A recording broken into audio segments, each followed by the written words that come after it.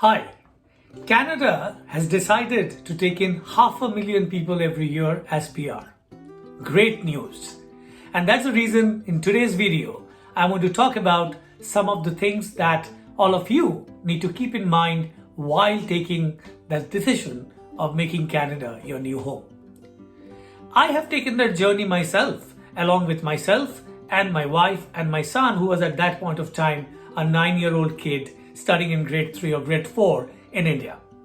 I was someone who was already working in India for about 12 years, had a very flourishing career. My wife was a teacher back home. You can understand that quite a few of you is in that stage of life where you are now looking at a different country to move into for your career aspirations, and Canada is that one. And that's the reason I thought in today's video, I want to go a little deeper in terms of giving you an understanding of few, and not too many, few things that you need to keep in mind if you are planning to apply and look at Canada as your destination. And if you're someone who has already applied and you're waiting for your PR to come through, there will be 3 points for them that we would also discuss today. Good evening, good morning, good afternoon, whichever part of the world you are. Thank you for watching the Compass Guide channel. Please spread among your friends and peers about this channel's content. If you like it, please subscribe yourself and ask your friends to subscribe. It might help them in their conquest for getting into a new country, settling themselves, or if they are facing challenges in their mid-career in terms of career progression. Coming to the point in terms of the news that came out. Yes, it's a great news to have. Canada is the fastest growing G7 country right now. It's also one of the countries where people are embraced for who they are. This is the country where we call it a salad bowl because you keep your identity the way you are. So for example, you are somebody from India, you are an Indo-Canadian. If you're coming from Pakistan, you're a Pakistani Canadian. If you're coming from Middle East, then you're part of that part of the world and then a Canadian. And that's the difference that Canada brings. And that's the reason why so many people across the world is looking at Canada as their destination. And Canada is looking at increasing the flow of immigration for the next 3 to 5 years, which is great news to all of us. However, the fact also is that while this rapid immigration is going on, we also know that there are a lot of challenges that people face when they come in. Now, there will always be challenges when you move a new country. And that would be the first point that I would discuss. And then go to the other 2 or 3 points that I want to make clear about. So the first point is struggle. Today, there was a post in one of the social media channels about how somebody in 8 days realized that the next 8 years in this country could be bad and has decided to go back. I was laughing at something like that. The reason is that when you decide to move a country, that decision is not just a job change decision. I know a lot of people are wondering to come into PR, so going in as a student. You need to understand that if you're coming in as a student, you are trying to embrace the understanding, the academic of this world, of this country, then getting into the job search and then moving into the permanent residency space. You're only trying to integrate yourself better. But struggle will be a part of your journey at all point of time, because any change in our lives, anywhere you are a part of, in any country, in any city, even changing a city from where you are to a different city is a struggle, because change is a struggle. So I think the first positive thing that we need to think through is it is not about a job change. It is not just about moving from one place to the other. It is a much, much wider decision. The reason being that this is a monumental decision from a generational point of view. Because you're just not coming here for your job, you're probably coming here to give your family a better life, which means you're giving your kids and their kids a better life in a better country. So it is a very long-term piece. So we shouldn't take a very short-term approach in terms of taking an immigration piece as any other job change in any part of the world. So that would be the very first thing that I would talk about, that I would try to put this point across, that let's look at it in a much more long-term and a more strategic view than a very tactical view of, okay, what happens tomorrow? So mental preparation for that is very important. Understanding how the demography works, how Canada works, what are the few cultural elements that Canada looks into, how the economy functions, how people live here, how things are. And instead of just researching on your community or just sticking to your community, it is better to look at a wider community of Canadians and understand, because you're not alone. If you are from India or Pakistan or Bangladesh or Sri Lanka, there are so many people from Europe, there are so many people from Asia, so many people from Korea, so many people from China, from Japan. So it's not just one part, it's just not one community, it's multiple community coming in together.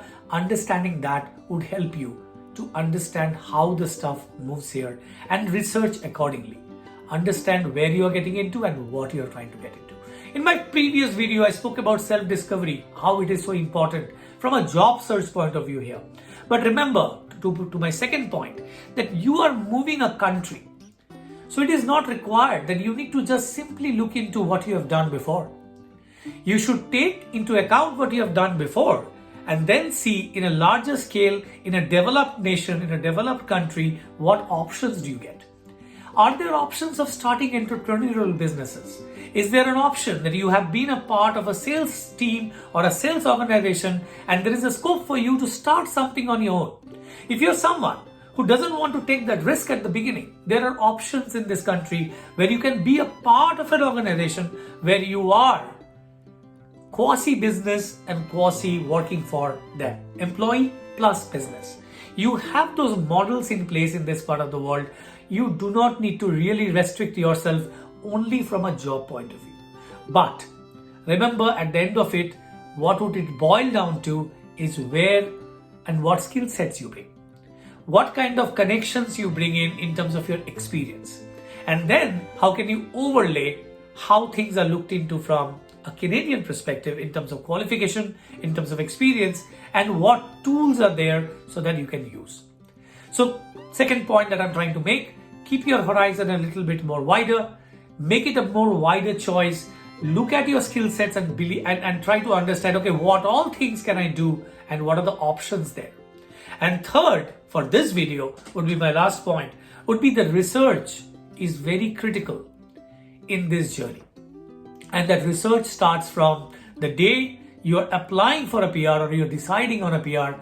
From that stage, even before you decide that you are going to apply for a PR, maybe from that stage to the application of PR, and definitely the pace should go up and up and up as you come closer to getting it and you're getting prepared to come in.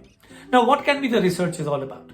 It can be a fact about where to live, what kind of cost of living, what kind of cost you're looking at, what is the minimum income level that you're looking for, or the kind of money that you're bringing in to settle, how long it will help you to settle down. So to understand what is your appetite, what is your risk appetite, what is the level by which you can really look for things and not really push yourself too much to be desperate and get frustrated into this journey.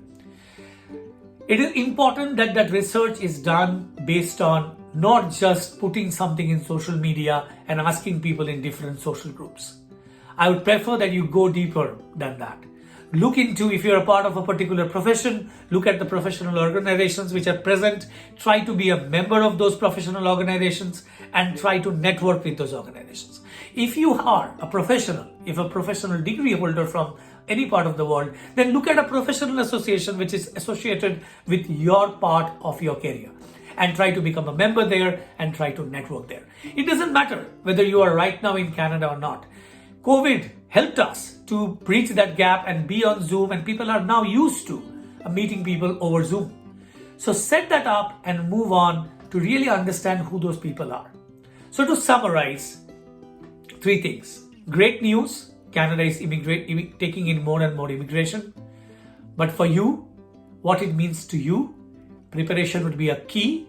A very, very critical portion of that is to have a long-term view and not a short-term view. Second would be to understand the professions that you are targeting, the places that you can be a part of, and not just have a very narrow view of only the job that you do, but try to expand it a little bit more and see how you can network, how you can position yourself. And those research and preparation should happen before you come in. And then the third one, and last but definitely not the least, is to make sure that you connect and you do that research yourself and you're hands-on with that approach. I hope these tips helps you. If you're really interested to know a little bit more, want to speak to me, please do reach out on LinkedIn, and I will be more than happy to help you and support you in this journey of yourself. Thank you. Thank you for watching the Compass Guide channel again. Please subscribe and spread the word. Stay well, stay safe. Thank you.